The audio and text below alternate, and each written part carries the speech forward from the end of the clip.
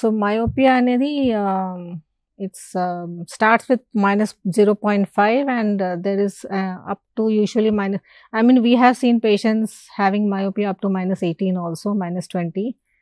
So ఈ 0.5 to -3 అంటే లో మయోపియా కింద కన్సిడర్ చేస్తాము.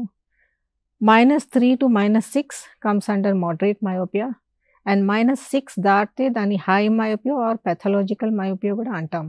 వై? బికాస్ ఇన్ హై మయోపియాలోనే ఎక్కువ ప్రాబ్లమ్స్ ఉంటాయి.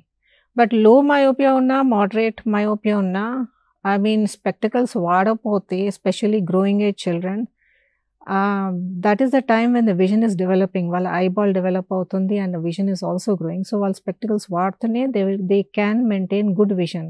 అంటే వాళ్ళ అడల్ట్స్ ఏ కొద్దీ వాళ్ళ vision 6/6 whatever that standard acuity, visual acuity ఇవ్వగలుగుతాము. సో దట్ ఈస్ వై వాళ్ళకి లో మయోపియా ఉన్నా, మోడరేట్ మయోపియా ఉన్నా, ఇట్స్ వెరీ ఇంపార్టెంట్ దట్ వాళ్ళు ఖచ్చితంగా స్పెక్టికల్స్ వాడాలి.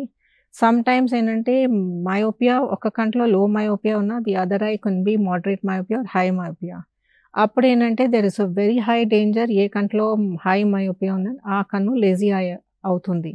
సో అప్పుడు పేరెంట్స్ చాలా కౌన్సిల్ చేయాల్సి వస్తుంది. వాట్ ప్రికాషన్స్, ఆ కన్ను చూపు తగ్గకుండా మనం ఏం ప్రికాషన్ తీసుకోవాలో అది చెప్పాల్సి వస్తుంది.